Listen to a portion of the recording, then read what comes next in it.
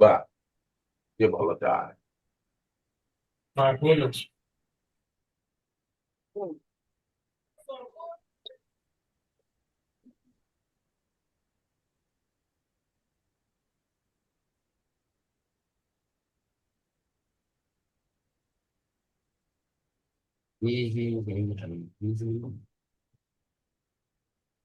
मुझे जरा सीक्वेंस आजाद बता दे तो।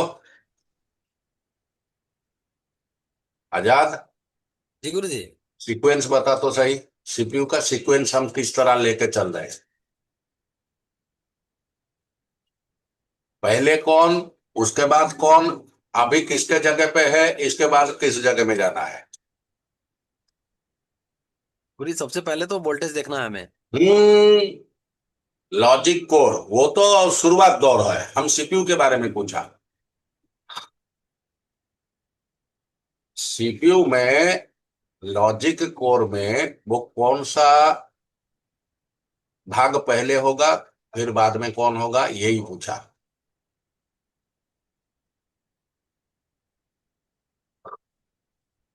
गुरु जी, अंदर सब पता है लेकिन बाहर से निकल नहीं पा रहा है। नहीं, निकलना चाहिए ना। हमें इतना पता है, हमने बैटरी डाला, voltage DC to DC conversion IC में गया, वहां से भी सिस्टम बना, भी सिस्टम से हमारा पावर आईसी को गया, हाउस कीपिंग से हमारा पावर की जनरेट हुआ, पावर की को हमने शॉर्ट किया, हमारा लॉजिक लो हुआ, फिर डीसी एक्सओ हमारा बना, बनने के बाद प्रोटोकॉल चालू हुआ, फिर वहां से हमारा सीपीयू के कोर लॉजिक सेक्शन को पहला वोल्टेज प्रोवाइड किया जाएगा। है कि नहीं? यही है या कुछ गलत है? नहीं सर, यही है, सेम है सर। लॉजिक के बाद हम एनालॉग वोल्टेज और डिजिटल वोल्टेज और पीएलएल सर्किट को और स्टैटिक मेमोरी सेक्शन को देखेंगे। स्टैटिक मेमोरी सेक्शन पीएलएल एबीडीडी डीबीडीडी खत्म होने के बाद हमारा सेट जो है अभी कमांड देने लेने लायक हो गया। तो कमांड देने लेने के लिए उसको एक जरिया, एक माध्यम, एक मीडिएटर की जरूरत है, और वो मीडिएटर हो गया हमारा मोबाइल में इस्तेमाल होने वाला रैम। रैम। अभी हम लोग रैम के अंतर्गत सारे उन पॉइंट्स को देखते हैं, रैम हमारा कैसे काम करता है। यही है कि नहीं? जी जी, यही है गुरु जी। तो रैम के बाद हम कहाँ जाएंगे? रैम के बाद हम कहाँ जाएंगे? बोलो। रैम के बाद कहाँ जाएंगे? ईएमएमसी में। जी। यूएफएस में। स्टोरेज। एमएमसी यूएफएस नहीं, स्टोरेज में जाएंगे। पहले आज रैम को तो खत्म कर ले, फिर स्टोरेज के बाद हम सोचेंगे।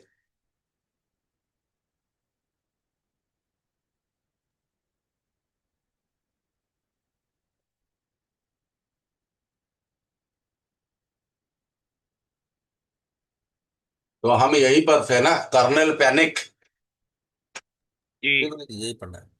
चलो यहां से देख लो पहले कर्नेल पैनिक क्या है, और पहले उससे पहले बोर्नियो से हम चले जाएंगे उस जगह में जहां हमें अगला हिस्सा चालू करना है। यहां से निकलते हैं सिमाटिक में, पेस्ट और सर्च, फिर आगे बढ़ते हैं। ये सेक्शन हमारा हो चुका है, ये अच्छा। भी हो चुका है, ये बी डी डी डी और A B S S D B S S हो गया, ये हमें अभी जरूरत नहीं है। ये ये भी जरूरत नहीं है। और ये हमें चाहिए मेमोरी सेक्शन। और मेमोरी सेक्शन में हम लोग कल थे, और यही से हमारा चालू होगा। अगर लाइन थोड़ी थोड़ी कनेक्ट हो रहा है, यानी कि लूज कनेक्शन है, तो फोन ऑन होते ही ब्लू स्क्रीन या रेड स्क्रीन देकर रिस्टार्ट हो जाएगा।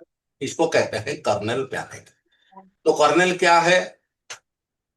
असल में कर्नेल ऑपरेटिंग सिस्टम, यानी कि एंड्रॉयड हो गया, विंडोज हो गया या आईओएस हो गया, का वो सबसे खास और अंदरूनी हिस्सा, यानी कि कोर लॉजिक हिस्सा होता है। यानी कि एक सॉफ्टवेयर पार्टीशन होता है जो हार्डवेयर और सॉफ्टवेयर के बीच की मैनेजर की तरह काम करता है। यानी कि हार्डवेयर को सॉफ्टवेयर के साथ और सॉफ्टवेयर को हार्डवेयर के साथ मिलाने का काम करता है।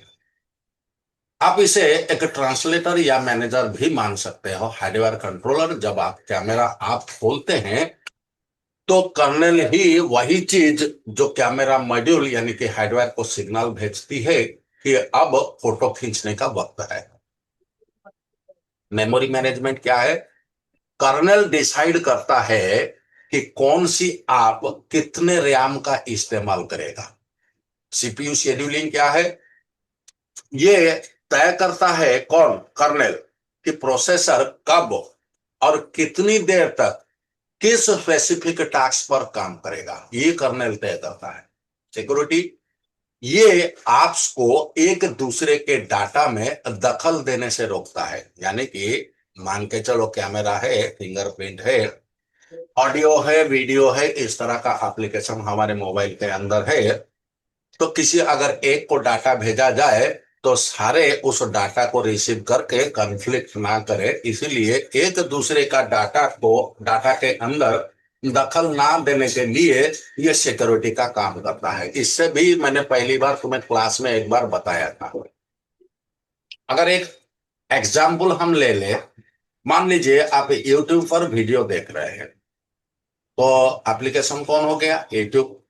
तो यूट्यूब सिर्फ रिक्वेस्ट करता है कि मुझे वीडियो दिखाओ, लेकिन कर्नेल ये क्या करता है, ये प्रोसेसर से कहता है इस वीडियो को डिकोड करो, स्पीकर से कहता है आवाज निकालो, और स्क्रीन से कहता है कि तुम पिक्सल दिखाओ।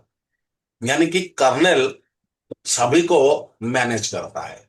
हार्डवेयर में क्या है? स्क्रीन, स्पीकर और सीपीयू अपना अपना काम करते हैं। बिना कर्नेल के सॉफ्टवेयर को पता ही नहीं चलेगा कि हार्डवेयर से कैसे बात करनी है। अब क्लियर हो गया क्या? बोलो, क्लियर वो हुआ है? वो सीधे सिंपल। बात नहीं कर सकता।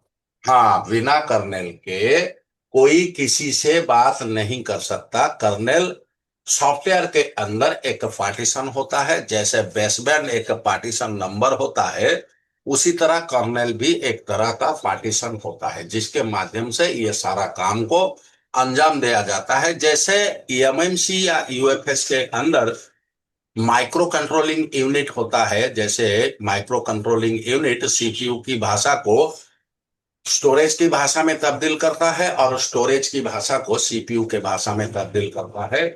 जैसे वहां पर तुम्हारा एमसीयू काम करता है, तो होल डिजिटल सर्किट में कर्नेल वो काम को अंजाम देता है। अब बताओ, अगर कर्नेल खराब हुआ तो क्या होगा? सेट रिस्टार्ट करेगा, रिबूट करेगा, स्टक ऑन लोगों पे रहेगा, सेट पूरी तरह से बंद हो जाएगा। तो कर्नेल एक ऐसा पार्टीशन है कि वो सारे काम को मैनेज करता है। अभी आते हैं summary of channel zero data बस। हमने EMI जीरो का पूरा 16 बिट ब्लॉक को यानी कि DQ0 से DQ15 तक कवर कर लिया है। ये आपको MT6769 सीपीयू का मेन हार्ट बीट का हिस्सा है। यानी कि जब सीपीयू रैम के माध्यम से डाटा को कलेक्ट करेगा या डाटा को भेजेगा, तो इससे इस पहला 16 बिट में वो भेजेगा, जो कि DQ0 से DQ15 तक हो। अभी हम आते हैं EMI CA0। EMI CA0 है कि नहीं? है कि गुरु जी? ये EMI CA0। EMI CA0 क्या है? EMI CA0 सीक्वेंस के हिसाब से EMI 0 और CA0 ही पहला दरवाजा है। अगर ये बंद होता है तो बाकी CA1 से CA5 का लाइन का कोई मतलब ही नहीं बनता है। EMI 0 CA0 the first command line, या ये पहला कमांड लाइन होता है। ये MT6769B के चैनल 0 की कमांड एड्रेस लाइन है। जब आप फोन का पावर बटन दबाते हो तो PMIC वोल्टेज VDD2 VDD2 बनाने के बाद सीपीयू इसी लाइन के जरिए रैम को पहला सिग्नल भेजता है कि उठो, काम शुरू करना है। क्लियर है क्या? जी क्लियर। जी गुरु जी। रोल क्या है? ये लाइन रैम को बताता है कि सीपीयू को रीड करना चाहता है या राइट करना चाहता है। प्रायोरिटी क्या है? ये पूरे EMI इंटरफेस की मास्टर कंट्रोल लाइन है। फिजिकल कनेक्शन एंड ट्रेसिंग क्या है? ये लाइन सीपीयू के नीचे से निकल कर रैम के नीचे सीधे जाती है, यानी कि इनके बीच में कोई सीरीज में कंपोनेंट नहीं होता है। लेंथ मैचिंग, इसका ट्रैक लेंथ बाकी सीए लाइन के बराबर होता है ताकि टाइमिंग मिसमैच ना हो। तो क्या अगर सीए लाइन हमारा डिस्टर्ब हो जाए, क्या हम जंपर कर सकते हैं या नहीं कर सकते हैं? गुरुजी जो ये मतलब इसका सर्किट और इसका डिजाइन बता रहा है, इस हिसाब से तो नहीं कर सकते हैं गुरुजी, लेकिन सामने आ जाएगा तो कुछ ना कुछ तो करना पड़ेगा गुरुजी। जितने भी कोशिश करो, मैच नहीं करेगा।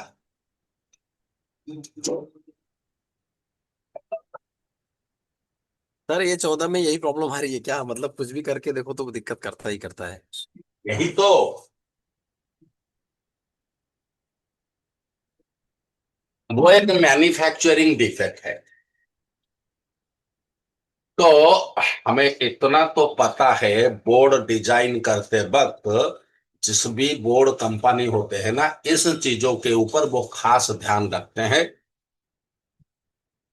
बाकी रहा, इस डिजाइन करते वक्त अगर ऊपर ही ऊपर सतह पे ये डिजाइन रह जाएगा तो ये प्रॉब्लम कर सकता है। इसलिए ज्यादातर इन लाइंस को बोर्ड के मिडिल लेयर में रखा जाता है।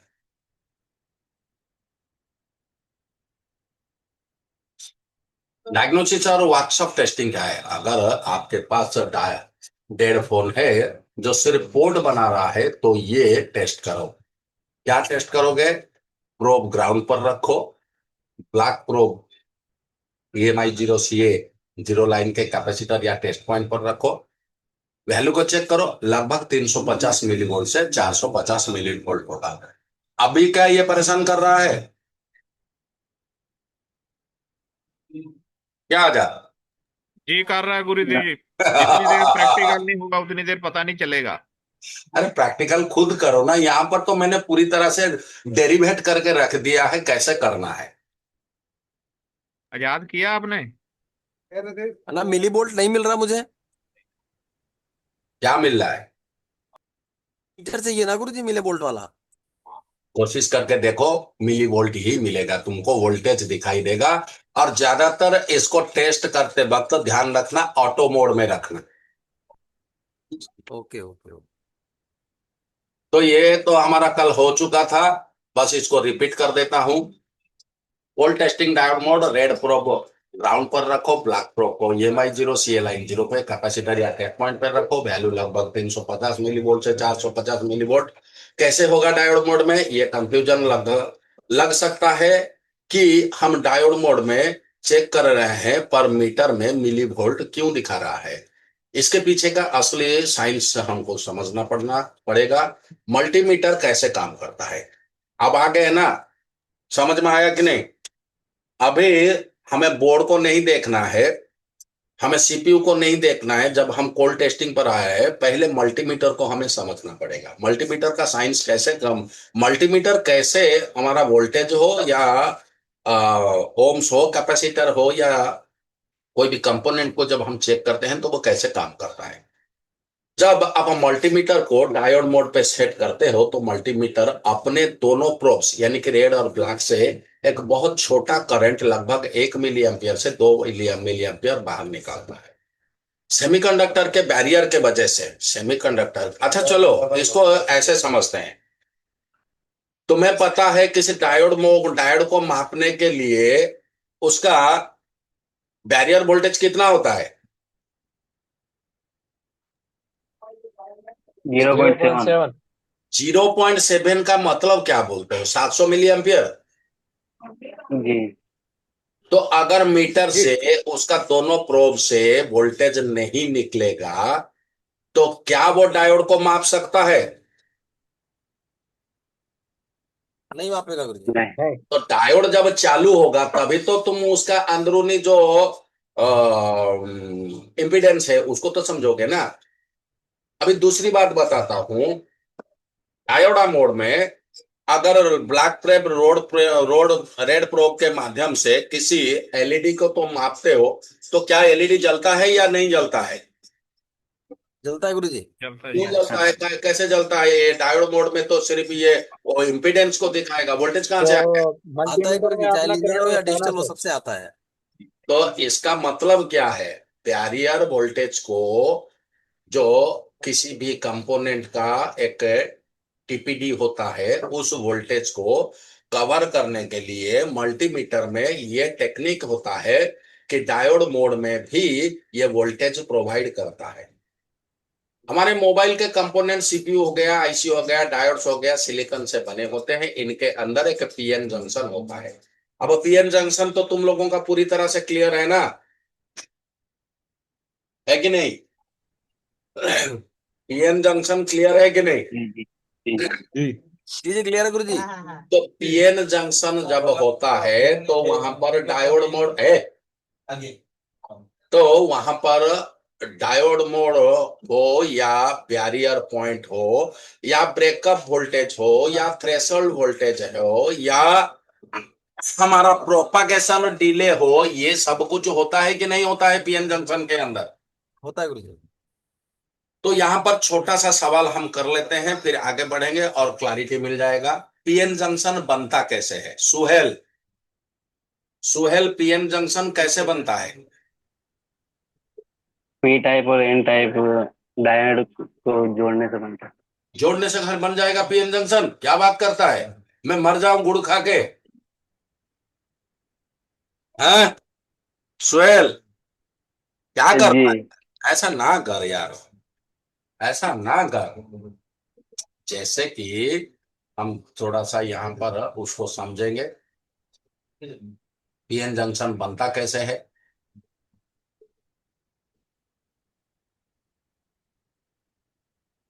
यहाँ पर आ जाते हैं। डायोड का, डायोड हो या सिलिकॉन का आईसी या मॉसफेट हो, किसी को भी हम ले लेते हैं। यहाँ पर दोनों सेगमेंट को हम क्या करते हैं? जोड़ देते हैं। दोनों सेगमेंट को यहाँ से हम जोड़ देते हैं। एक हमारा हो गया पी टाइप और दूसरा हो गया एन टाइप। इसको मान के चलो पी टाइप, इसको मान के चलो एन टाइप। तो क्या इन दोनों में यहां पर, यहां पर और यहां पर डिफ्यूजन होता है? लेयर होते हैं। डिफ्यूजन होता है। Depletion layer. तो डिफ्यूजन होने के वक्त यहां पर होल्स और इलेक्ट्रॉन्स और यहां पर एम्प्टी स्पेस बनता है क्या? जी जी एन साइड में इलेक्ट्रॉन, पी साइड में होल और बीच में रिक्त स्थान यानी कि एम्प्टी स्पेस बनता है। क्या इसी को हम जंक्शन कहते हैं? जी ये जंक्शन है।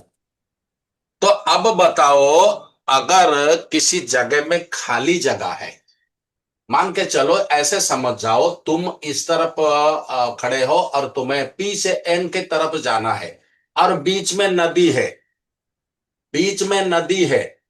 तो कैसे पार करोगे? रास्ता तुम्हारे पास दो है। अगर नदी की चौड़ाई कम है तो पीछे से भाग के आओ, अपना सारा ताकत लगा के कूद जाओ उस तरफ, तब तुम एन के साइड में पहुंच सकते हो। या तो पी और एन के बीच में एक ब्रिज का निर्माण करो। अगर ब्रिज का निर्माण करोगे तब जाके तुम इस तरफ से उस तरफ जा सकते हो। यही होता है कि नहीं होता है? जी तो ये ब्रिज का काम कौन करता है? हमारे जब मल्टीमीटर में हम काम करते हैं तो इस ब्रिज का काम कौन करता है? Sir voltage. तो यही तो डायोड मोड में तो हम डायोड को मापते हैं ना। डायोड मोड में तो हम रेजिस्टेंस को मापते हैं, डायोड मोड में तो हम ट्रांजिस्टर को मापते हैं, डायोड मोड में हम मॉसफेट को मापते हैं। सभी सभी तो डायोड मोड में मापते हैं ना। तो वहां पर वोल्टेज अगर जनरेट नहीं होगा तो क्या हम किसी कंपोनेंट को माप सकते हैं? नहीं गुरुजी, सारे कंपोनेंट जो भी मापते हैं वो हाँ। विद्युत धारा उसमें से प्रवाहित होगी तभी चेक कर पाएंगे, नहीं तो नहीं कर पाएंगे। तो सिंपल शब्द शब्द में हम ये कहे डायोड मोड में वोल्टेज निकलता है। जी जी, बिल्कुल बिल्कुल। अब क्लियर हो गया? जी जी जी। सो सेमीकंडक्टर की बैरियर हमारे मोबाइल के कंपोनेंट्स, सीपीयू हो गया, आईसी, डायोड, सिलिकॉन से बने होते हैं। इनके अंदर पीएन जंक्शन होता है। इस जंक्शन को क्रॉस करने के लिए करंट को थोड़ा जोर लगाना पड़ता है जिससे हम फॉरवर्ड ड्रॉप कहते हैं, जिसको हम लोग फॉरवर्ड ड्रॉप कहते हैं। और इसको हमें क्लास के दौरान पूरी तरह से मैंने तुम्हें बताया है कि इसको ड्रॉप करंट कहते हैं, या पोटेंशियल डिफरेंस भी, सॉरी पोटेंशियल बैरियर भी कहते हैं, और इसको थ्रेशोल्ड वोल्टेज भी कहते हैं, और इसी को ही हम प्रोपागेशन डिले भी कहते हैं।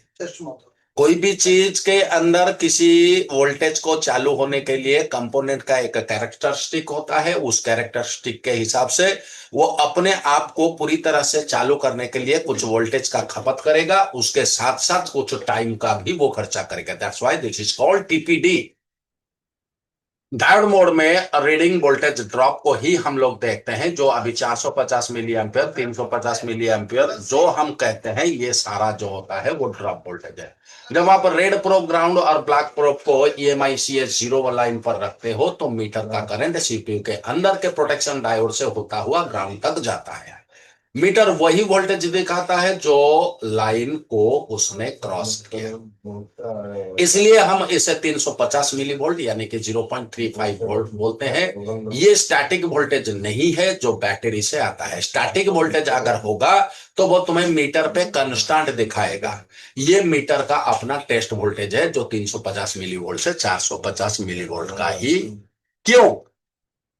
अगर वैल्यू 350 मिलीवोल्ट से 450 मिलीवोल्ट है मतलब लाइन परफेक्ट है, CPU से रैम तक कनेक्शन जुड़ा है। अगर वैल्यू 00 वोल्ट है या शॉर्ट है, इसका मतलब है मीटर का करंट बिना किसी रुकावट के सीधा ग्राउंड तक चला जाता है। अगर वैल्यू OL है, इसका मतलब है मीटर का करंट आगे ही नहीं जा रहा, रास्ता टूटा हुआ है या ड्राई शोल्डर या ब्रोकन है। क्या हम डायोड मोड में वोल्ट चेक करते हैं? टेक्निकली हाँ, टेक्निकली अगर हम कहे तो डायोड मोड में भी हम वोल्टेज चेक करते हैं, लेकिन वो वोल्टेज सिर्फ ड्रॉप वोल्टेज होता है और वो पोटेंशियल डिफरेंस होता है, ना कि स्टैटिक वोल्टेज होता है। डायोड मोड में मीटर एक्चुअली वोल्टेज ड्रॉप ही मेजर करता है, इसलिए एडवांस मीटर में वहां छोटा सा V या M भी लिखा होता है। क्या यहां तक क्लियर हो गया? आगे बढ़े। जी सर। किसी के मन में अगर सवाल रह जाएगा तो मेरे तरफ से रिक्वेस्ट है, अपने अंदर दबा के आगे मत बढ़ना, क्योंकि वही चीज आगे तुम्हारे अंदर आटम बम बन के आगे फूटेगा। मैंने क्यों नहीं पूछा इसको। चलो ठीक है, आगे बढ़ते हैं। सर हाँ सर OL अगर ओपन लूप है तो लूप कट जाए तो ओपन सर्किट हो गई ना, देखो, तो ओवरलोड नहीं हो सकता। नहीं नहीं, ओवरलोड नहीं। OL का मतलब होता है ओपन लूप या इनफिनाइट रेजिस्टेंस। ये तक क्लास के वक्त तेरे को बताया था, फिर क्या पूछ रहा है गधेड़ा। नहीं तो OL का सर, मतलब होता है ओपन लूप या इनफिनाइट रेजिस्टेंस। मान के चल एक डायोड का पॉजिटिव, हाँ इन्फिनाइट रजिस्टर समझ में आएगा सर, मगर ओपन लूप तो करा ये सर्किट ओपन हो गई ना उसमें। नहीं, ये इसका मतलब है जो OL इसने लिखता है तो उस OL का मतलब है क्या वो वहां पर इनफिनाइट रेजिस्टेंस लिखेगा क्या? नहीं वो तो नहीं देगा, क्यों नहीं इसलिए लिखेगा? ओवरलोड। नहीं, मैं बता देता हूं क्यों नहीं लिखेगा। अगर उसने लिख दिया तो अगर लूप ओपन है तो क्या फायदा मिलेगा? क्या फायदा मिलेगा? जी अगर रजिस्टर के बारे में हम अगर हाई वैल्यू का मापते हैं तो वहां पर OL जो है वो इनफिनाइट रजिस्टर, वो डायोड में, ट्रांजिस्टर में, मॉसफेट में इनफिनाइट रजिस्टर। अगर सर्किट के कंटिन्यूटी मोड में हम इसको मापते हैं, वहां अगर OL आया तो ओपन लूप हो गया। क्लियर है क्या? जी। हर एक चीज का मतलब अलग होता है ना। जैसे तुम किसी को खाने के लिए कह रहे हो, प्यार से कह रहे हो, बाबू रे खा ले। अगर किसी को गुस्से में कहा, अबे खा लेना। अगर किसी को तुम खुशामद मरम्मत करके बोलोगे, भाई खा लेना, तो यही एक ही शब्द का 3 अर्थ अलग हो जाता है ना। मगर ये डायोड वैल्यू में चेक कर रहे थे इसलिए मैंने कहा डायोड वैल्यू में अगर ऑयल आ गया तो फिर करंट, सर्किट ओपन हो गई। डायोड तो वैल्यू कंटिन्यूटी। नहीं, अरे सुन ना, ये डायोड वैल्यू नहीं है, ये डायोडा वैल्यू जो कि मीटर में एक ऑप्शन है। अच्छा। मीटर में एक ऑप्शन है डायोड वैल्यू। अब क्लियर है क्या? जी। तो फॉल्ट अगर हम यहाँ ओएल यानी कि ओपन लूप है तो इसका मतलब है कि सीपीयू के निचले की बॉल ड्राई हो गई है या ट्रैक ओपन है। इस केस में फोन कभी ऑन होगा। वोल्टेज चेक करेंगे। बूटिंग के टाइम यहां लगभग 0.6 से लेकर 1.1 वोल्ट की हल्की पल्सेटिंग बनती है। हल्की पल्सिंग बनता है। अगर मल्टीमीटर पर 0 वोल्ट है तो सीपीयू कमांड जेनरेट ही नहीं कर रहा है। तो क्या इस जगह में हम मीटर लगा के चेक कर सकते हैं क्या, बताओ। रैम की जितने भी लाइंस है वहां पर इस तरह का वोल्टेज बनता है। 0.6 से लेकर 1.1 1.2 का वोल्टेज बनता है। तो क्या मल्टीमीटर के माध्यम से हम चेक कर सकते हैं कि नहीं कर सकते हैं? नहीं कर वोल्टेज सकते। बनेगा तो क्यों नहीं, नहीं चेक कर लेंगे ये सर? श्योर नहीं पड़ेगा। भाई साहब आजाद कुमार, ये जी कुछ ठीक तो है। माइक्रो सेकंड के लिए बनता है। आपकी आंखों में इतना पावर है, माइक्रो सेकंड को कैलकुलेट कर पाओगे? नहीं गुरुजी, होगा। अब डीएसओ को देने के बाद हाँ गुरुजी, वो तो रिकॉर्ड भी कर लेगा। बस इसलिए रैम लाइन की, एड्रेस लाइन की, कमांड लाइन को, डाटा लाइन को, क्लॉक लाइन को वोल्टेज से ज्यादा तुम फ्रीक्वेंसी को अगर माप लोगे तो तुम्हें क्लैरिटी मिल जाएगा। ठीक है। जी डेड कंडीशन पोर्ट ओनली बिना बाईपास के ही फोन पीसी से कनेक्ट करते ही मीडियाटेक यूएसबी पोर्ट दिखाएगा। एसपी फ्लैश टूल में एरर आएगा, 4032 एरर आएगा, जिसका मतलब है D RAM initialization failed. D RAM initialization failed. क्या होता है डी राम? क्या होता है डी राम? रैम होता है, रैम का वोल्टेज गुरुजी। अरे डी रैम का मतलब होता है डायनामिक रैंडम एक्सेस मेमोरी। और डायनामिक रैंडम एक्सेस मेमोरी का मतलब होता है जिसमें करंट बहता है। और स्टैटिक रैम जो होता है जिसके अंदर करंट बहता नहीं है, एक जगह में स्थिर हो जाता है। और ये अगर डायनामिक भी अगर स्टैटिक हो गया तो हमने तो कमांड दे के जाएंगे, अमेरिका घूम के आएंगे, वो कमांड लेके बैठा रहेगा क्योंकि वो तो आगे जाने वाला है ही नहीं। तो ये डायनामिक जो लाइंस होते हैं ये गुच्छे में मतलब डाटा को, पल्सेस को स्टीडीली फॉरवर्ड रिवर्स करते रहते हैं। तो अगर तुम्हारा CA0 लाइन से लेकर CA65 लाइन तक अगर कहीं पे भी ड्राई कंडीशन आया है या कनेक्शन कटा हुआ है तो एसपी फ्लैश टूल में ये एरर से तुम्हें पता चल जाएगा कि इसकी रैम सेक्शन में फॉल्ट है। अभी क्लियर है क्या? ना तुरंत खोल देंगे रैम, सीपीयू, ईएमएमसी सबको खोल के नीचे रख देंगे? क्या कहते हो? नहीं एसपी गुरुजी। एसपी क्लास टूल में इसको चेक करेंगे या सीधा खोल खाल के सब नीचे डाल देंगे? नहीं गुरुजी, चेक करना पड़ेगा। तो आजकल क्या हम लोग, हाँ, ज्यादातर 96% टेक्नीशियन क्या करते हैं?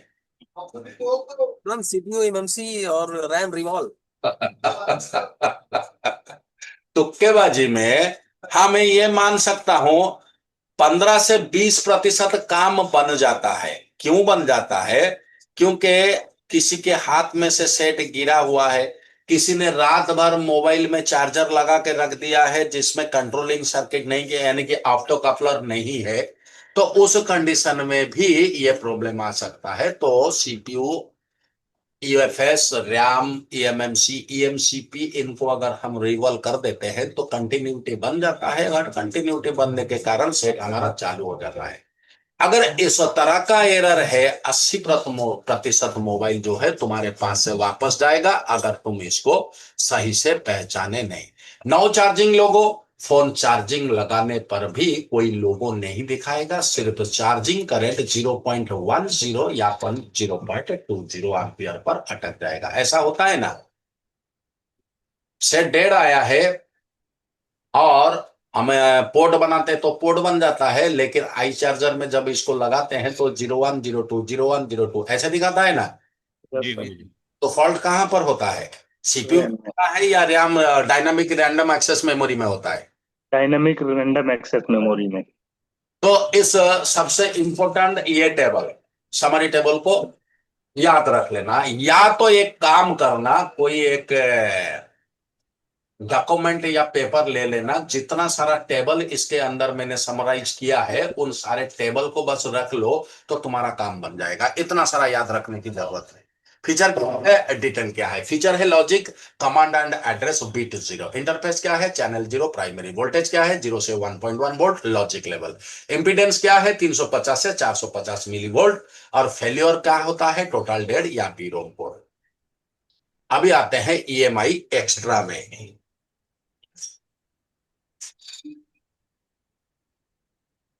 यह है ईएमआई एक्स्ट्रा। जी ये ईएमआई एक्स्ट्रा है या ईएमआई एक्स्ट्रा आर है, क्या है?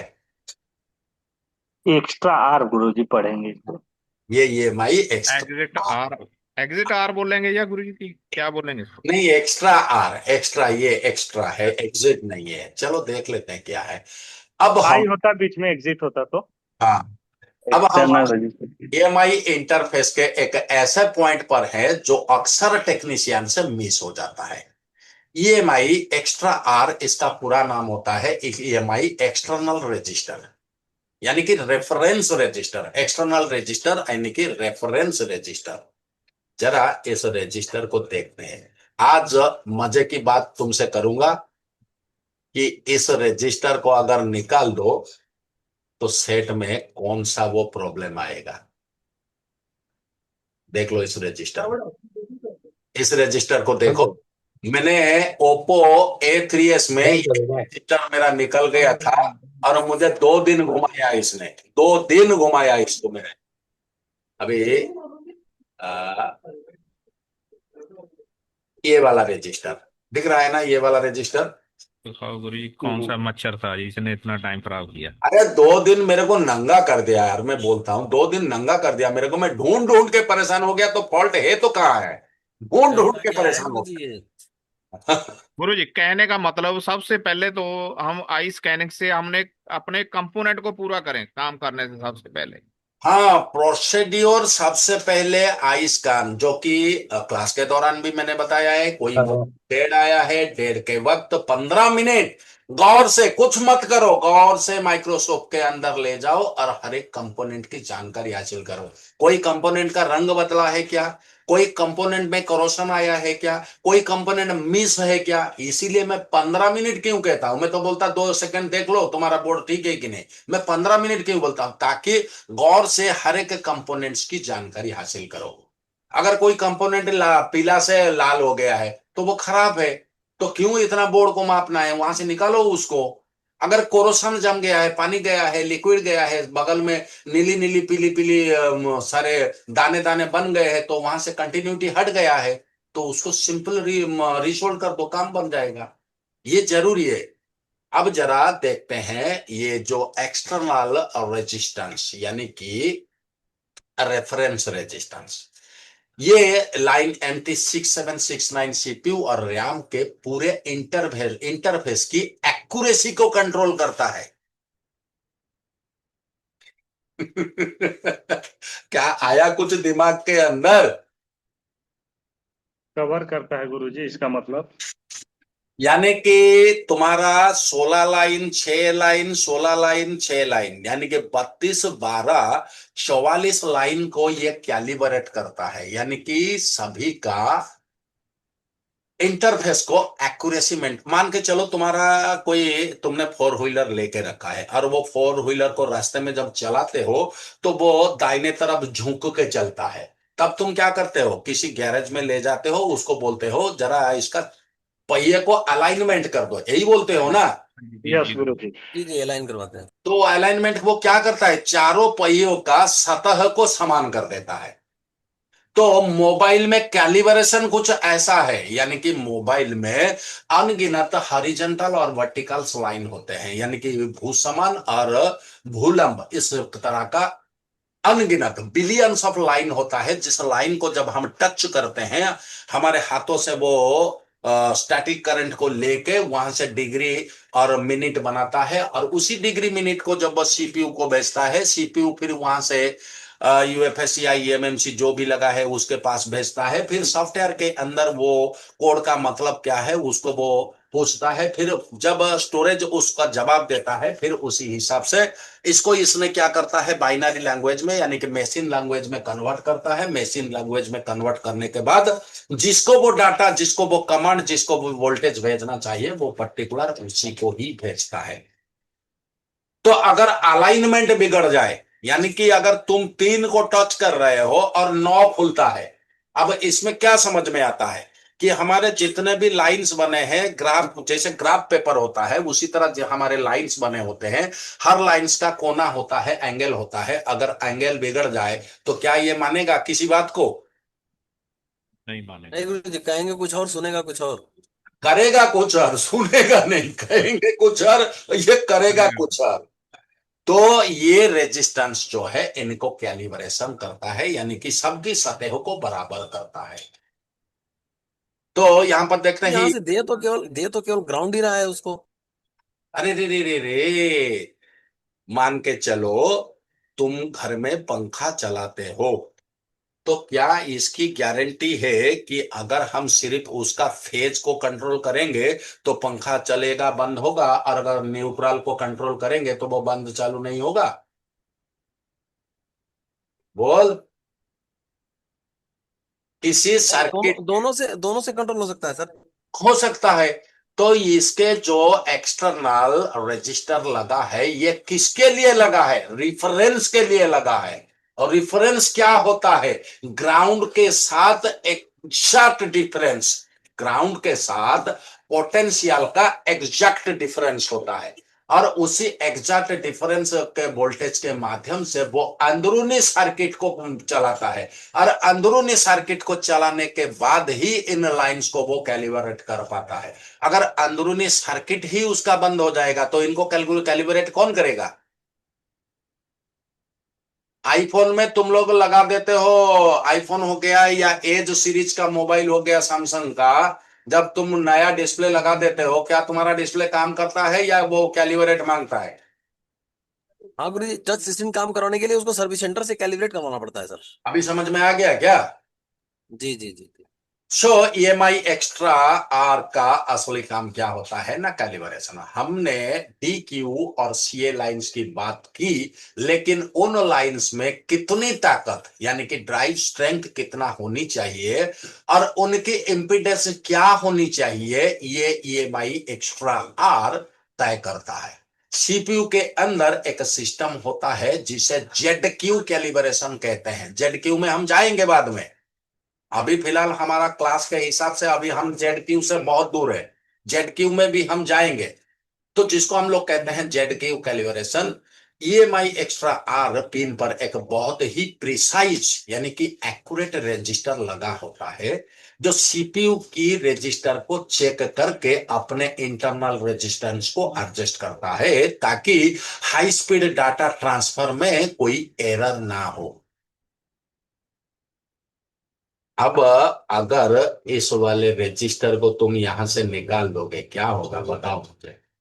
गुरु जी, इस कंडीशन में ना क्या होता है, मान लीजिए कोई कंपोनेंट निकला है और हम जहां तक अपना करते हैं, जब एक सिरा ग्राउंड पाते हैं तो हम उसको उतना ध्यान नहीं देते कि जाने दो कैपेसिटर लगा होगा यहाँ पे। लेकिन जब दोनों पे सही जीआर बात। आता है तो थोड़ा सोचना पड़ता है, लेकिन एक सिरा जब ग्राउंड आ जाता है तो यही सोचते हैं कि चलो जाने दो, कोई कैप लगा होगा इस पे। एक बात बता दूं तुमको आजाद, मीडियाटेक 6357 CRB, क्या जी तुमने जी उसमें सीक्वेंस के दौरान एक VREF रजिस्टर कैपेसिटर को चेक करते हो? वो ग्राउंड में होता है ना। जी जी जी सर। अगर निकाल दोगे, एक तरफ तो ग्राउंड है, एक तरफ तुम्हारा पावर IC को जाते हुए निकाल दोगे, तो क्या होगा? करके देखा है कभी? नहीं निकाला गुरु जी। कंटिन्यूस रिस्टार्ट करेगा, अच्छा। कंटिन्यूस रिस्टार्ट करेगा। क्योंकि हर रेफरल सेक्शन जो होता है ना, वो अंदर उसकी सेक्शन को काम करने के लिए कभी कभी ये N से भी वोल्टेज लेता है, कभी कभी ये P से भी वोल्टेज लेता है। जो सीक्वेंस में सबसे पहला वोल्टेज हम डिफरेंस वाला चेक करते हैं वही क्या? हाँ, वही तो V रेफरेंस हम कहते हैं ना। तो जी जी जी। बहुत सारे रेफरेंस कैपेसिटर और रेफरेंस रजिस्टर लगा होता है, बहुत सारा लगा होता है मोबाइल के मदरबोर्ड में। भले ही VDD लाइन में अगर कोई कैप तुम्हारा शॉर्ट हो जाए तो तुम उसको निकाल सकते हो। हालांकि निकालने का कोई गुंजाइश नहीं है, या निकालना जरूरी नहीं है, या निकालना सही नहीं है, लेकिन निकालने पर वो चल जाता है, क्योंकि उसके साथ अलग कैपेसिटर लगे होते हैं, तो उन वोल्टेज को उन्होंने एडजस्ट कर लेते हैं। जो हल्का फुल्का उनमें एरर आता है तुम्हें पता ही नहीं चलता है, और उस एरर के साथ तुम आगे बढ़ जाते हो। लेकिन अगर रेफरेंस के लाइन में कैप लगा है, डायोड लगा है, रजिस्टर लगा है, तो निकालने का कोशिश भी मत करना। अगर निकल भी गया तो तुरंत उसी वैल्यू का लगाओ, क्योंकि ये ज्यादातर 1% टॉलरेंस में आता है, कभी कभी 0% टॉलरेंस में आता है। टॉलरेंस समझ में आ रहा है कि नहीं? जी जी, प्लस माइनस। हाँ, या तो 1% ये बढ़ा सकते हो, या 1% तुम घटा सकते हो, लेकिन कभी कभी ये 0%, यानी कि जो वैल्यू है तुम्हें वही ही लगाना पड़ेगा। अगर फ्रीक्वेंसी लाइन की हम बात करें, जितने सारे हमारा फ्रीक्वेंसी लाइंस होते हैं, आरएफ सेक्शन हो गया, बेसबैंड प्रोसेसर हो गया, कर्नेल प्रोसेसर हो गया, इन सारे में जो से रजिस्टर कैपेसिटर सीरीज या पैरेलल में लगे होते हैं, उनको एक्यूरेट वैल्यू चाहिए होता है। मान के चलो तुम्हारा एक्सो लाइन गया है आरएफआईसी को, उसके बीच में एक 0 ओम्स का रजिस्टर लगा है, या कभी कभी ये 33 ओम्स का रजिस्टर भी लगाता है। ये बोर्ड के सर्किट के स्ट्रक्चर के ऊपर निर्भर करता है, कहां 0 लगेगा, कहां 33 लगेगा। अगर मान के चलो 33 तुम्हारा 330 बन गया, अब बताओ नेटवर्क बनेगा? नहीं बनेगा। तो क्या हम रजिस्टर को बदल सकते हैं अलग वैल्यू में, जहां रेफरेंस या फ्रीक्वेंसी लाइन होता है? नहीं गुरु जी, कभी नहीं। कभी भी इस रजिस्टर को निकाल के देखोगे, ये कंटिन्यूस रिस्टार्ट करेगा, कंटिन्यूस रिस्टार्ट करेगा। और तुम सीपीयू, ईएमएमसी, पावर आईसी, जितने तुम्हारे दिमाग में है सब कुछ बदल डालो, सब कुछ प्रोग्राम कर डालो, सिर्फ यही रजिस्टर के लिए वो रिस्टार्ट करता रहेगा। अगर अब गुरुजी शॉर्ट हो गया? शॉर्ट का भी रजिस्टर होता ही नहीं है। नहीं नहीं, ये कैपेसिटर जो रेफरेंस वाला है। कैपेसिटर रेफरेंस तो डेड हो जाएगा, फटाक से डेड करेगा। ओके तो चला आगे बढ़ते हैं। जी। तो ईएमआई एक्स्ट्रा आर पिन पर एक बहुत ही प्रीसाइज एक्यूरेट रजिस्टर लगा होता है, जो सीपीयू के रजिस्टर को चेक करके अपने इंटरनल रेजिस्टेंस को एडजस्ट करता है, ताकि हाई स्पीड डाटा ट्रांसमिशन में कोई एरर ना हो। फिजिकल कंपोनेंट द रजिस्टर, वर्नियो में देखो, आप देखोगे कि सीपीयू के बिल्कुल के पास एक छोटा सा रजिस्टर होगा, जो ग्राउंड से जुड़ा होगा। इसकी वैल्यू अक्सर 240 ओम्स, और कितना परसेंट होता है टॉलरेंस? 1% ना? 1% गुरुजी। हाँ। तो प्रिसाइशन क्या है? ये नॉर्मल रजिस्टर नहीं होता है, ये 1% टॉलरेंस वाला होता है। अगर आपने यहां गलती से 1K या 10K का रजिस्टर लगा दिया, तो फोन डेड हो जाएगा, या डी रैम इंस्टॉलेशन फेल करेगा। डायग्नोस्टिक्स टेस्टिंग क्या है? अगर आपके पास ऐसा MT6769 भी बोर्ड है जो सीपीयू रिबल के बाद भी पोर्ट पर अटका है, तो इस रेजिस्टेंस को जरूर चेक करो। रेजिस्टेंस चेक करने के ओम्स मोड में जाओ, फोन की बैटरी निकाल ले, ईएमआई एक्स्ट्रा पिन पे या उसके कैपेसिटर रजिस्टर पर ग्राउंड के साथ रेजिस्टेंस को चेक करें। वैल्यू एग्जैक्ट 240 ओम्स आनी चाहिए। बोर्ड के सिमेट्रिक के हिसाब से वैल्यू चेक करना, पर 240 ओम्स सबसे कॉमन होता है। जरा देख लेते हैं यहां पर कितना लगाया है। ये यहां पर लगा है 60.4R, यानी कि इस जगह में, इस सर्किट में ये 60.4 ओम्स का लगाया है। ज्यादातर सर्किट में हमें ये 240 ओम्स का ही मिलेगा।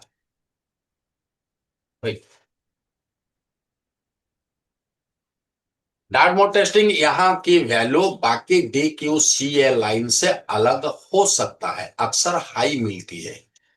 हाई स्पीड डाटा, हाँ हाँ हाँ हाँ, ठीक है ठीक है ठीक है, मैंने ले लिया, राधे राधे ले लिया। अब क्लास के दौरान हल्ला ना करो, ठीक है?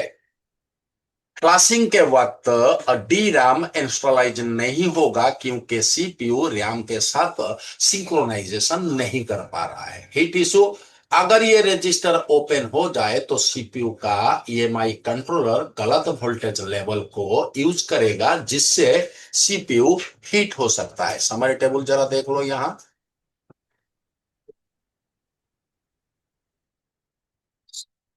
यहां तक क्लियर है? आगे बढ़े? जी जी। 2 मिनट का ब्रेक ले ले। बड़े आराम से गुरुजी। चलो 2 मिनट का ब्रेक लेता हूं, तब तक तुम लोग आपस में चर्चा करो। चर्चा करना जरूरी है। तो सबको मेरा स्क्रीन सही से आ रहा है? तो हाँ आ रहा है सर, जी ये आ रहा आ है। रहा है, आ रहा है सर। तो ईएमआई CS0 अभी हमने यहां पर आ गए। EMI CS0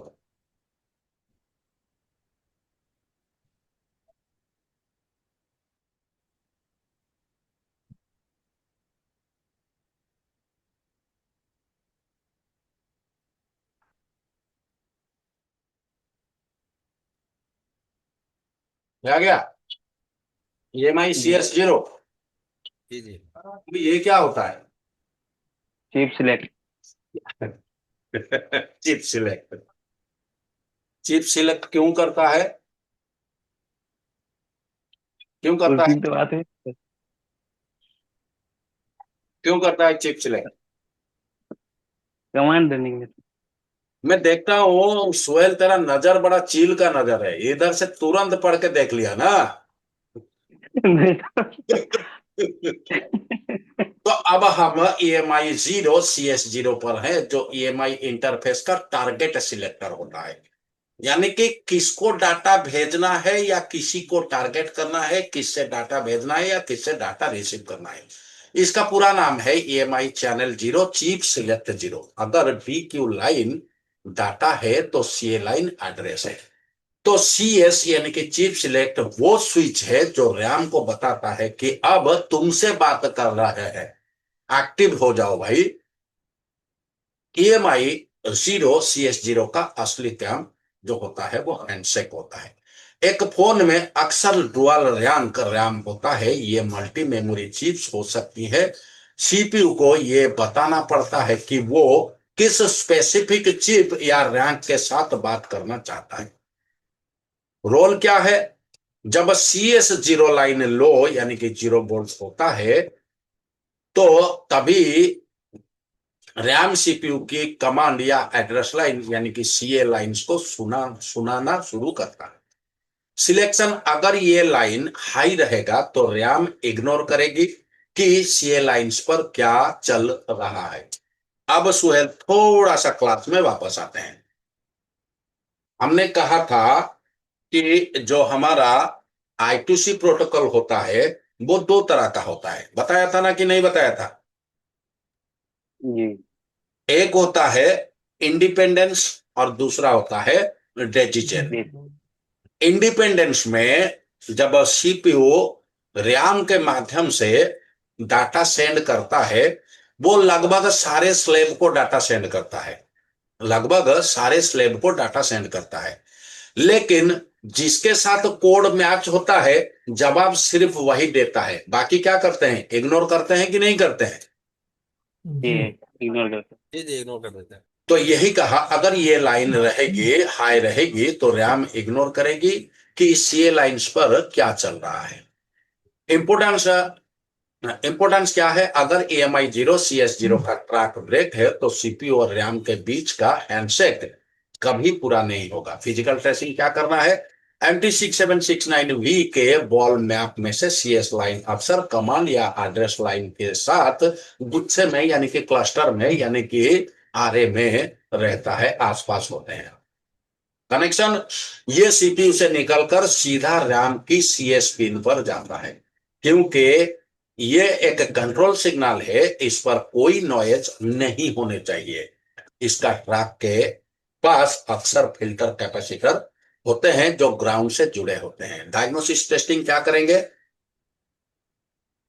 पोल टेस्टिंग में इसकी वैल्यू लगभग बाकी CA लाइंस की बराबर ही होने चाहिए, जो कि 350 मिलीवोल्ट से 480 मिलीवोल्ट। अगर ये ओएल या ओपन लूप है तो रैम कभी सिलेक्ट नहीं होगा और फोन सीधा बूट रोम पोर्ट यानी कि हाई पोर्ट बनाएगा। हॉट टेस्टिंग ऑसिलोस्कोप या डीएसओ में बूटिंग के वक्त इस लाइन पर एक एक्टिव लो पल्स बनती है। अगर मल्टीमीटर से चेक करें तो आपको 1.1 वोल्ट VDD2 से हल्का ड्रॉप दिखेगा जो सीपीयू रैम को सिलेक्ट करने की कोशिश करेगा। क्या इसी के ऊपर एक प्रैक्टिकल क्लास आगे हो जाए? जी गुरुजी। कब आएगा? इस महीने आने का गुंजाइश हो लगता है तुमको? नहीं गुरुजी, इस महीने नहीं हो पाएगा। चलो इसके ऊपर एक प्रैक्टिकल क्लास बिल्कुल रखेंगे। तो CS0 अगर फेल होने की हो गया तो इसका सिम्टम्स क्या रहेगा? DRAM initialization failure. SP class tool में एरर आएगा क्योंकि रैम ने सीपीयू के साथ सिलेक्शन सिग्नल का जवाब नहीं दिया। स्टार्टअप करंट, पावर सप्लाई पर करंट 60 मिली एम्पियर से 90 मिली एम्पियर के बीच में अटक जाएगा और वही वाइब्रेट करेगा या ड्रॉप हो जाएगा। ऑटोपोर्ट, फोन बिना किसी की प्रेस के पीसी से कनेक्ट करते ही पोर्ट शो करेगा। समरी टेबल क्या है ये तो तुम्हें देखना है। अगर EMI CS0 सिलेक्ट रैंक 0 यानी कि मेन रैम में होता है तो स्टेटस क्या बनेगा? डेड बनेगा या बीरोम पोर्ट बनेगा। अगर CS1 select rank 1 if dual rank है तो रैंडम क्रैश या हाफ रैम डिटेक्टेड करेंगे। अब हम आते हैं EMI CS1 में। ये चैनल 0 की दूसरी चिप सिलेक्ट लाइन है। आपने अक्सर देखा होगा कि कुछ फोन में से 4 GB रैम होता है और कुछ में 6 GB और 8 GB, लेकिन सीपीयू वही MT6769 भी ही होता है। यह कैसे होता है? यहां पर काम आती है CS1 लाइन की। EMI 0 CS1 dual rank selector. LPDDR4X RAM में अक्सर 2 रैंक होते हैं। समझने के लिए रैम के अंदर 2 अलग अलग फ्लोर मिलते हैं। CS0 पहला रैंक यानी कि फ्लोर 1 को सिलेक्ट करता है और CS1 दूसरा रैंक यानी कि फ्लोर 2 को सिलेक्ट करता है। अगर रैम सिंगल रैंक है यानी कि छोटी मेमोरी है तो शायद ये लाइन उसमें ना हो, लेकिन अगर हाई वेरिएंट फोन है तो ये लाइन उन्हीं में जरूरी है जितनी CS0 की काम होता है। फिजिकल टेस्टिंग और बोर्नियो इनसाइट क्या है? बोर्नियो सिमेटिक में आप देखेंगे कि EMI 0 CS0 और EMI 0 CS1 अक्सर एक दूसरे के लगभग बगल में होते हैं। बॉल पैथ ये सीपीयू से निकलकर रैम की CS पिन तक जाती है। टर्मिनेशन क्या है? इस लाइन पर भी टाइमिंग का बहुत बड़ा रोल होता है, इसलिए इसका ट्रैक CS0 के बराबर लंबाई का होना चाहिए। प्रैक्टिकल डायग्नोस क्या करेंगे? कोल्ड टेस्ट मोड में इसकी वैल्यू भी CS0 और बाकी CA लाइन के बराबर होनी चाहिए यानी कि 350 से 450 मिली।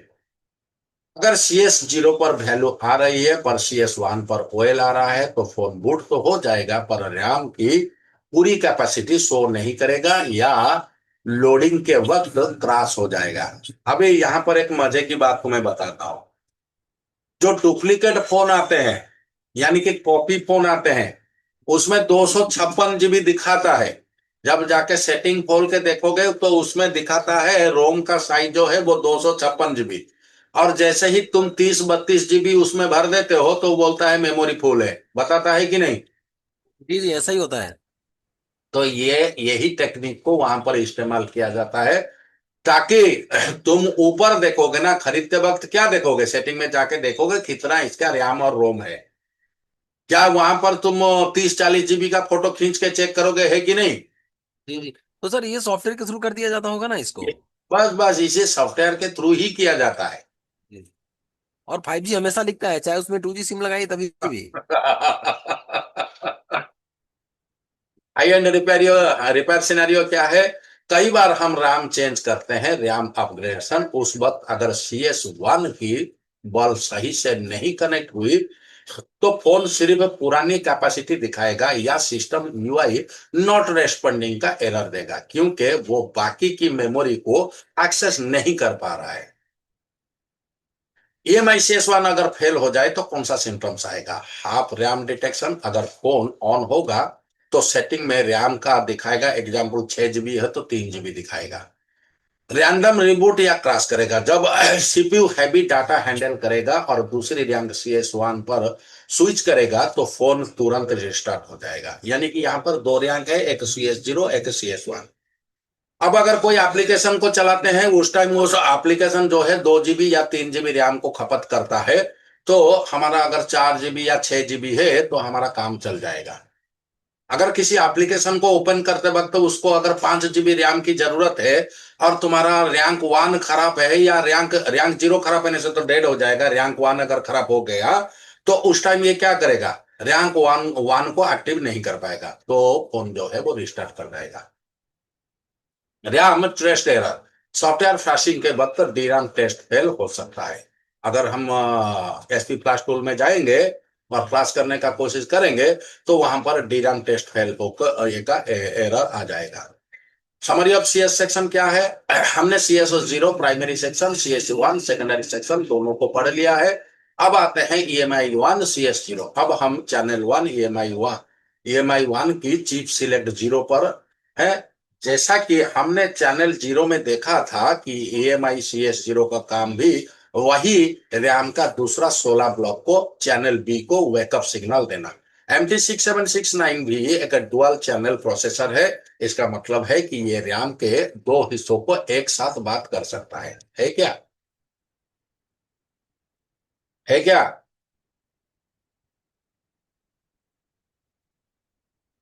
अरे बोलो, है कि नहीं? जी है। कितना चैनल है यहाँ पर? सब प्यार है गुरु जी सब। अरे यहाँ पर एक चैनल ये है ना, ये एक चैनल है ना, और एक चैनल है। ये एक चैनल है ना, दो चैनल है ना, EMI1 और यहाँ पर EMI0 है ना।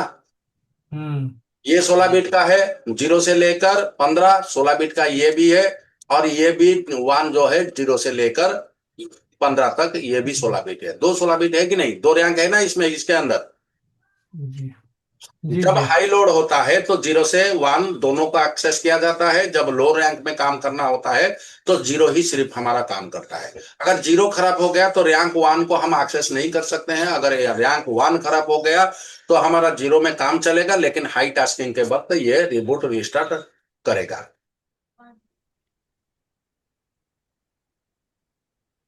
EMI0 CS0 का रोल क्या है? LPDDR4X इंटरफेस में ये लाइन चैनल 1 रैंक 0 को एक्टिव करता है। जब CPU को हैवी प्रोसेसिंग करनी होती है, जैसे गेमिंग हो गया, 4K वीडियो हो गया, तो वो EMI0 और EMI1 दोनों को एक साथ यूज करता है। EMI CS0 जब तक लो सिग्नल नहीं देगा तब तक चैनल 1 DQ डाटा और कमांड लाइंस एक्टिव नहीं जाएगी। फिजिकल ट्रेसिंग वॉल्व लोकेशन क्या करे बोलने में आप देखेंगे EMI1 का क्लस्टर और EMI0 का क्लस्टर, जो दो थोड़ा दूर होते हैं CPU के नीचे। ये CPU से निकलकर सीधा रैम की CS पिन यानी कि चैनल B के लिए चले जाते हैं। क्योंकि ये line high speed control signal है तो इसका ट्रैक लेंथ बाकी CL लाइंस के बिल्कुल बराबर होना चाहिए। डायग्नोस्टिक में क्या देखेंगे? इसकी वैल्यू EMI0 CS0 के लगभग बराबर आनी चाहिए, जो कि 350 से 450 मिलीवोल्ट। अगर EMI0 CS0 की EMI1 CS0 पर OL आ रहा है तो फोन बूट तो होगा या हो सकता है कुछ मॉडल में, पर परफॉर्मेंस बहुत ही स्लो होगा या फोन हाफ रैम स्लो करेगा। अगर लोड पड़ते ही हैंग हो जाएगा या रिस्टार्ट करेगा। SP फ्लैश टूल में अगर हम जाएंगे, चैनल 1 की CS1 लाइन में इशू है तो फ्लैशिंग के वक्त स्टेटस EMI राइट एरर या DRAM कंपेयर एरर जैसे मैसेज आ सकते हैं, क्योंकि CPU को पूरी मेमोरी की फॉर्मेट या राइट नहीं कर पा रहा है। EMI0 CS0 फेल होने का सिम्टम्स क्या है? Hang on logo, phone on होगा पर OS लोड होने के लिए पूरी रैम एक्सेस करेगा तो वहीं तक जाके वो अटक जाएगा।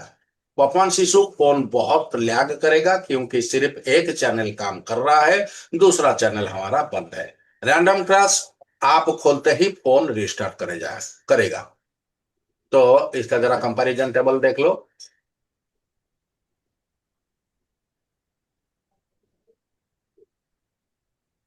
यहां तक क्लियर है या कहीं पर कुछ समझ में आने में दिक्कत हुआ? या जो मैं कह रहा हूं ये लाइन सीधा रैम को जाता है, मतलब हमारा एलपीडीडीआर को जाता है, ये गलत मैं बोल रहा हूं क्या? थोड़ा चेक करके देख ले। जी लीजिए, क्लिक कर लीजिए। चलो ठीक है, इसको क्लिक कर देते हैं। आ गया। ये कौन सा चीज है? एलपीडीडीआर है, जी जी जी।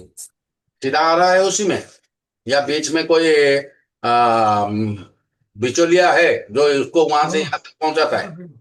गुरु जी, ये खुद ही बिचौलिया है तो इसका बिचौलिया कौन हो जाएगा? ना ए संजय, माइक म्यूट कर ले। चलो आगे बढ़ते हैं। अब हम EMI 1CS1 पर है, जो हमारे MT6769 भी EMI इंटरफेस का आखिरी चिप सिलेक्शन पॉइंट होता है। ये चैनल 1 सेकेंडरी चैनल की रैंक 1 सेकेंड फ्लोर को कंट्रोल करता है। अगर आपके फोन में हाई एंड वेरिएंट है, जैसे 8 GB रैम वाला हो, तो ये लाइन उस एक्स्ट्रा रैम कैपेसिटी को एक्टिव करने के लिए जिम्मेदार होता है।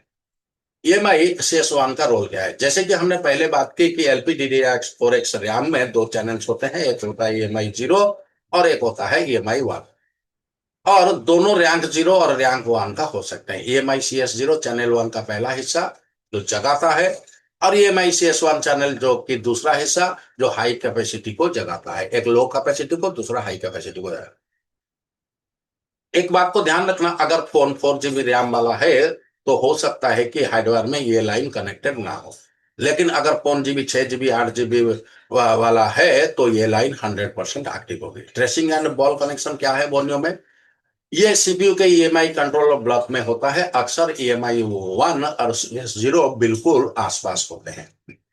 मैच लेंथ, ये सबसे इंपॉर्टेंट पॉइंट है जब हम रैम की और रोम की पढ़ाई करते हैं। ये सबसे इंपॉर्टेंट पार्ट होता है मैच लेंथ, यानी कि लंबाई को मैच करना। इसका ट्रैक बाकी EMI CS1 लाइन के साथ बिल्कुल पैरेलल और बराबर लंबाई का होता है। अगर ट्रैक की लंबाई में फर्क आए तो टाइमिंग मिसमैच हो जाएगा और रैम क्रैश हो जाएगा। तो अब जब हमारा लाइन कट जाएगा तो हम तो जंपर कर लेंगे ना छोड़ेंगे। तो लंबा तार में जंपर कर देंगे, हाँ, कोलकाता से बिहार तक है कि? बिहार तक। हाँ हाँ। वर्कशॉप टेस्टिंग क्या करना है? इसकी वैल्यू बाकी कंट्रोलर की तरह 350 से 450 मिलीवोल्ट की होनी चाहिए। द मिसमैच साइन, अगर आपने रैम रिप्लेस की और फोन ऑन तो हो रहा है पर पूरी रैम शो नहीं कर रहा है, तो चेक कर लो कि क्या EMI 1CS1 की बॉल सही से माउंट हुआ है या नहीं हुआ है। सॉफ्टवेयर टेस्टिंग, जब आप MT के वीकम पोर्ट से मेमोरी टेस्ट रन करते हो, जैसे मिराकिल या अनलॉक टूल हो गया, अगर टेस्ट में हाई एड्रेस पर फेल हो जाए तो समझ जाना CS1 लाइन में गड़बड़ है।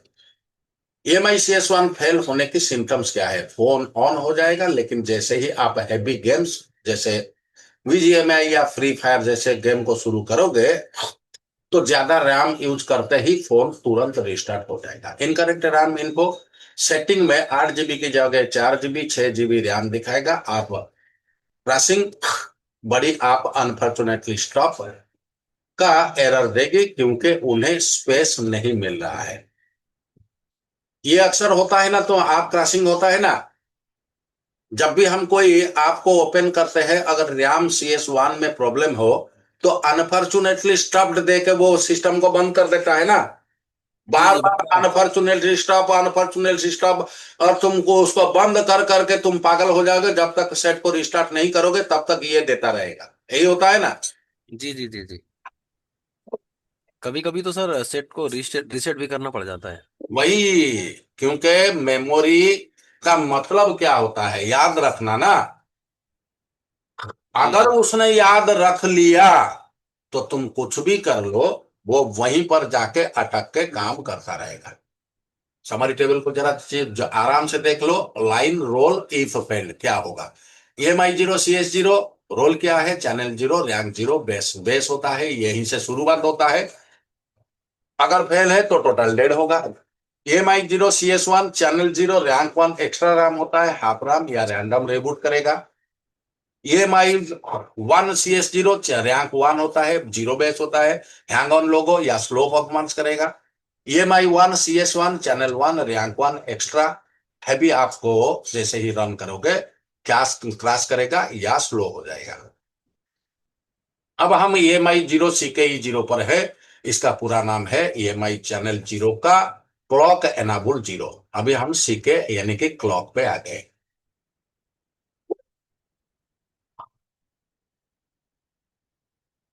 ये है, ये तो ट्रू एंड फॉल्स है। ये इस जगह पे हम आ गए EMI 0 CKE 0। जी जी। अब बताओ जरा, अगर ये 4 लाइन यहां पर CK1 CK 0 EMI 1 CK 0 और EMI 1 CK 1, अगर ये चारों या सिर्फ EMI 0 CKE 0 फेल हो जाए तो क्या होगा। बाद में हम जाएंगे TRF के ऊपर, अभी मुझे बताओ अगर ये फेल हो जाए तो क्या होगा।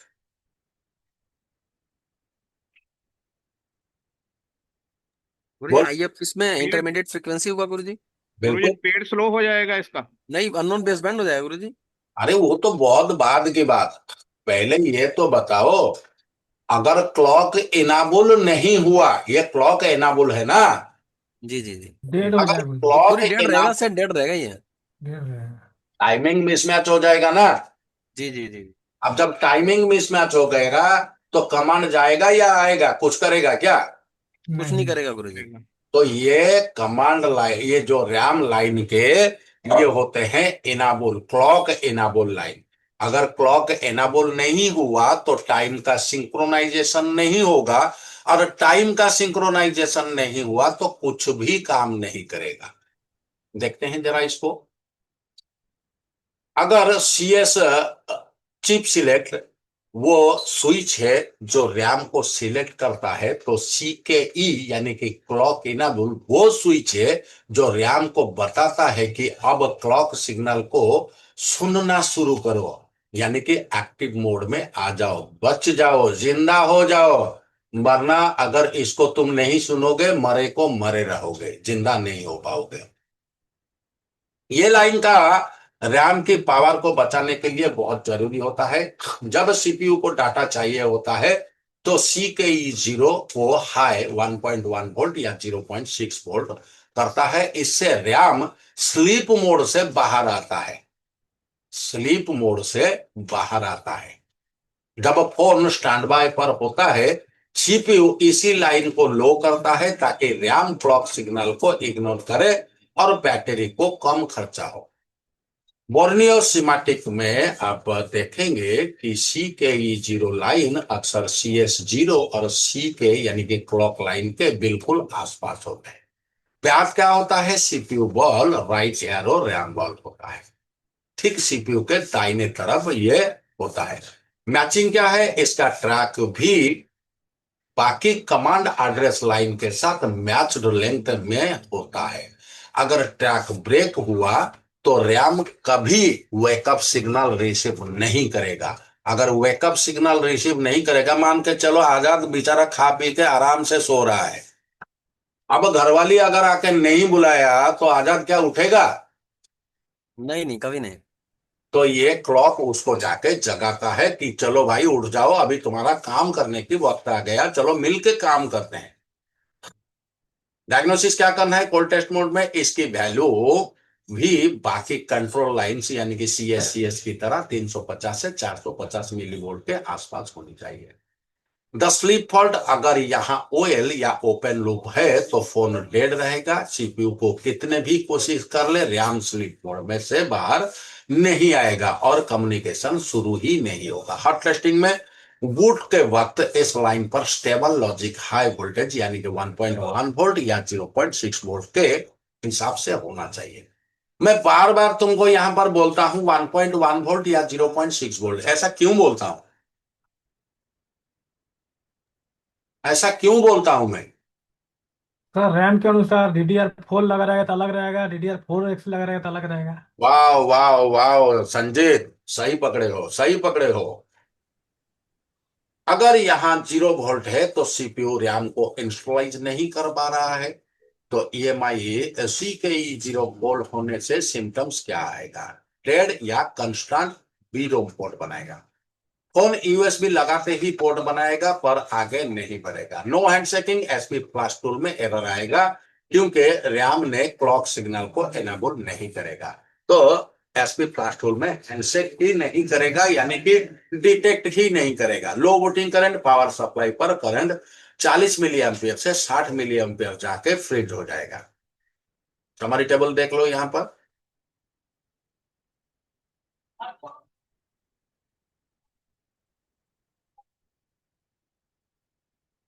समझ में आया? सुहेल, रामचरण, अरे रामचरण मर गया क्या? नहीं गुरु जी, जिंदा हो अभी। तो इतना खामोश क्यों है? मुंह में कोई कपड़ा ठूंस दिया है क्या? लड्डू खा रहा है। हाँ, ये बात तो सही है। तो समरी टेबल में हम क्या देखते हैं? ये सिग्नल लाइन है, सिंपल मीनिंग, और अगर फेल हुआ तो क्या होगा? CS0 चिप सिलेक्ट करता है, तुमसे बात करनी है, सिंपल मीनिंग है, ये बात करनी है। अगर RAM ignore, CKE0 clock enable, अब जग जाओ भाई, क्लॉक को सुनो और काम करो। अगर फेल हो गया, रैम स्टेड एस्क्रिप्ट रैम जो है स्लीप मोड में रहेगा। EMI0 CKE1, अब हम आई EMI0 CKE1 पर है। ये चैनल 0 की दूसरी क्लॉक एनाबल लाइन है, जैसे कि हमने CS1 के वक्त डिस्कस किया था। अगर आपका फोन हाई वेरिएंट यानी कि डुअल रैंक का रैम वाला है तो CKE1 उस एक्स्ट्रा मेमोरी कैपेसिटी रैंक 1 को नींद से जगाने का काम करता है। EMI0 के असली काम क्या है? LPDDR4X रैम के अंदर जो दूसरा फ्लोर यानी कि रैंक 1 है जो लाइन, उसको क्लॉक इंटरफेस को कंट्रोल करती है। जब सीपीयू को रैंक 1 की मेमोरी यूज करनी होती है तो वो CKE1 को हाई करता है, इससे पहले वो 0 होता है। जब एक्स्ट्रा मेमोरी की जरूरत नहीं होती है, सीपीयू इसे लो कर देता है ताकि बैटरी कम खपत हो। फिजिकल ट्रेसिंग और बॉल लोकेशन बोनियोसिमेटिक में MT6769B के EMI0 ब्लॉक में CKE0 और CKE1 अक्सर एक दूसरे के पड़ोसी होते हैं क्या आजाद साहब? ये होते हैं गुरु जी। देखो, जी जी।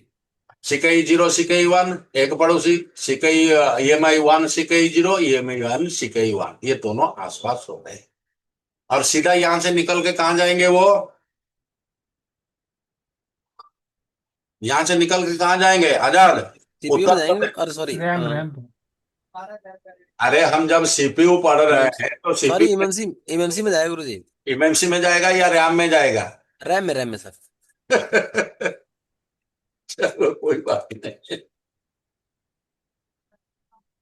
ये सीपीयू के नीचे से निकलकर रैम की CKE1 तक पिन तक जाती है।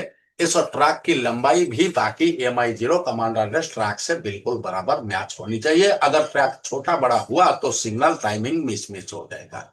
डायग्नोस्टिक की वर्कशॉप टेस्टिंग में क्या देखेंगे? इसकी वैल्यू बाकी उसी तरह का 300, यानी कि हम यहाँ पर वैल्यू को अपने दिमाग में बिठा लेते हैं। 350 मिलीवोल्ट से 480 मिलीवोल्ट इसको दिमाग में लगा देते हैं। और कैसे लगाएंगे? हमने कोई मोबाइल को खोला जिसमें MT63 6769 लगा है, तो ये 350 से 450 को हम पढ़ना जरूरी नहीं है। उसमें जो एक में आया बाकी सभी में वही आना चाहिए। यहां पर एक इमेजिनरी वैल्यू में दे रखा हूं, लेकिन तुमने अगर मोबाइल को खोल लिया और रैम को उतार दिया है तो उन एक पे जितना तुम्हारा वैल्यू आएगा बाकी सभी में वही वैल्यू आना चाहिए। अगर किसी एक या दो में ऊपर नीचे हो रहा है तो उसकी जांच करो। बगैर जांच किए आगे बढ़ोगे, या तो सेट डेड रहेगा, या तो सेट कोड बनाएगा, या तो सेट रैंडम रिस्टार्ट करेगा, या तो सेट तुम्हारा लोगो हैंग कंडीशन में रहेगा, या तो सेट तुम्हारा हाई टास्किंग के वक्त रिस्टार्ट करेगा। यहां तक क्लियर क्लियर है क्या? क्लियर है, आगे बढ़े। जी जी जी। अगर सीकेयू 0 पर वैल्यू है पर सीकेयू 1 पर होल है तो फोन ऑन तो होगा क्योंकि रैंक 1 काम कर रहा है, लेकिन जैसे ही सिस्टम एक्स्ट्रा रैम को यूज करने की कोशिश करेगा फोन क्रैश हो जाएगा। हाई लेवल फॉल्ट क्या है? कई बार सीपीयू रिवलिंग के वक्त कर्नल की वॉल्स जहां से ये लाइंस होते हैं सही से नहीं बैठती है, इस वजह से फोन हाफ रैम शो करता है या फिर हैवी फाइल्स डाउनलोड करते वक्त ये रिस्टार्ट होने लगता है। EMI C0 CK1 फेल होने का सिम्टम्स क्या है? फोन नॉर्मल चलेगा पर मल्टीटास्किंग या हैवी गेमिंग के वक्त ये फ्रीज हो जाएगा। मेमोरी टेस्टिंग फेलियर, अगर आप पीसी या रैम टेस्ट में रन करेंगे तो वो हायर एड्रेस रेंज में फेल हो जाएगा। लो स्टोरेज परफॉर्मेंस, फोन का स्लो होना या एप्स का बार बार बंद होना यानी कि क्रैश हो जाना। समरी टेबल में हम क्या देखते हैं? EMI 0 CK0 वेबकैप और रैंक 1 को वेकअप करता है, अगर नहीं किया तो टोटल डेड हो जाएगा। EMI 0 CK1 वेकअप रैंक 1 होता है, रैंडम क्रैश या हाफ रैम को दिखाएगा। EMI 1 CK0 जैसे कि हमने पहले डिस्कस किया था, MT6769 भी एक इक्वल चैनल CPU है। जब सिस्टम को ज्यादा बैंडविड्थ चाहिए होती है तो वो चैनल को 0 के साथ साथ चैनल 1 को भी एक्टिव करता है। उस वक्त EMI 1 CK0 का रोल सबसे क्रिटिकल हो जाता है। अब यहां पर मैंने एक चीज का इस्तेमाल किया, वो है बैंडविड्थ। ये क्या होता है? कौन बताएगा बैंडविड्थ क्या होता है? सुहेल मियां जरा बता दो भाई, बैंडविड्थ क्या है? सुहेल जिंदा है कि नहीं? क्या कर रहा है? आजाद, आजाद, जी सर। अरे बता बैंडविड्थ क्या होता है? नहीं मालूम? नहीं सर। क्या बात करता है? जो चार्ट बनता है उसकी डिस्टेंस जो कवर होती है, मतलब कि टाइमिंग का जो टाइम इंटरनेट की चले। स्पीड। ये देखो, ये देखो, हाँ हाँ गुरु जी, इसकी डिस्टेंस जो होगी उसको बैंडविड्थ बोलेंगे। ये ये इसका ये हाँ, है। यही यही है बैंडविड्थ। जी। अगर जब हमको इसी बैंडविड्थ को ज्यादा चाहिए होता है तब हम CK0 के साथ CK1 को भी एक्टिव करते हैं। अगर ऐसा नहीं करेंगे तो रैंडम क्रैश हो जाएगा। गुरु जी जो माइक आते हैं ना वो धीरे धीरे बोलते हैं, स्लो हो जाते हैं, हम्म, लड़की वाली आवाज आती है तो बैंडविड्थ ही चेंज हो जाती है ना उसकी। बिल्कुल वही होता है। तो इसको आज 1 तक खत्म करेंगे। EMI 1 CK0 का असली काम क्या होता है? LPDDR4H इंटरफेस में ये लाइन चैनल 1 को क्लॉक रिसीव को ऑन ऑफ करता है। जब तक EMI 1 CK0 सिग्नल हाई नहीं होगा तब तक चैनल 1 की रैम इंस्ट्रक्शन और डाटा को एक्सेप्ट नहीं करेगा। एनर्जी एफिशिएंसी, जब फोन लाइट टास्क पर काम कर रहा है तो CPU इस लाइन को लो करके चैनल 1 को डीप स्लीप में डाल देता है ताकि बैटरी बचे रहे। Tracing on born location, Borneo schematic में EMI 1 को ब्लॉक को CPU के एक अलग होने में होता है। क्या? तो CPU के right arrow PCB kernel layer right arrow RAM pin होता है, यानी कि CPU के ठीक दाहिने तरफ कोने में ये बॉल होते हैं। इस लाइन का ट्रैक भी EMI 1 DQ और EMI 1 CA लाइंस के साथ मैच लेंथ होनी चाहिए। अगर ट्रैक डैमेज हुआ तो डाटा सिंक फेल हो जाएगा। इसकी वैल्यू लगभग वही 350 से 450 मिली एम्पियर। दो स्लो फोन मिस्ट्री, अगर फोन स्लो होता है तो उसका वजह क्या है? अगर EMI 0 CKE0 ओके है पर EMI 1 CKE0 पर OL आ रहा है तो फोन तो ऑन हो जाएगा पर सिर्फ सिंगल चैनल पर काम करेगा। इस वजह से फोन जो है बहुत लैग करेगा और मल्टीटास्किंग में ये क्रैश हो जाएगा। हॉट टेस्टिंग में फोन ऑन होने पर इस लाइन में लगभग 0.6 या 1.1 वोल्ट मॉडल के हिसाब से ये स्टेबल होने चाहिए। अगर बूटिंग के वक्त वोल्टेज नहीं बन रहा है तो CPU चैनल 1 को वेकअप कॉल नहीं दे पा रहा है। हैंग होने से क्या सिम्टम्स आएगा? Hang on logo, system boot होने की कोशिश करेगा। जब डुअल चैनल मेमोरी की जरूरत पड़ेगी तो वहीं पर ये अटक जाएगा। आप क्लासेस बड़ी ऐप्स जैसे इंस्टाग्राम या गेम्स ओपन करते हैं तो ये बंद हो जाएगी, क्योंकि चैनल 1 रेस्पॉन्ड नहीं करता है। लो बेंचमार्क स्कोर, अगर आप सीपीयू को टेस्ट करेंगे तो परफॉर्मेंस 50% कम दिखाएगा। समरी टेबल क्या है? लाइन, प्रपोज और इम्पैक्ट ब्रोकन। EMI 0 CKI 0 वो क्या प्राइमरी चैनल है, अगर नहीं मिला तो टोटल डेड या बीरो port. EMI 1 CKU 0 wake up secondary channel, hang on लोगो या एक्सट्रीम लैग करेगा। MT6769V EMI इंटरफेस की तरफ क्लॉक एनेबल लाइन है। ये लाइन सेकेंडरी चैनल 1 को, रैंक 1 की कैपेसिटी को कंट्रोल करता है। अगर आपके पास कोई ऐसा हैंडसेट है जो 8 GB रैम वेरिएंट है तो ये लाइन उस एक्स्ट्रा मेमोरी कैपेसिटी को स्लीप मोड में से जगाने के लिए सबसे ज्यादा जरूरी होता है। तो आज क्लास को यहीं रोके क्या? जी जी जी सर। तो कल से हमारा क्लास शुरू होगा। EMI 1 CKI 1 और ये रहा तुम्हारा ये 1 ना। यहाँ से इसके हाँ बाद, गुरुजी रोक दो। यहाँ इसके बाद तुम्हारा क्या बचता है? EMI DMI 1, EMI DMI 0, EMI DQ ऐसा S1CT, ये जो रहा ये तुम्हारा कल के क्लास में रहेगा। और सबसे इंपॉर्टेंट रहेगा EMI रीसेट एन। ये क्या बला है, इसको कल के क्लास में हम देखेंगे। रिकॉर्डिंग बंद कीजिए गुरुजी। एक मिनट भैया जी।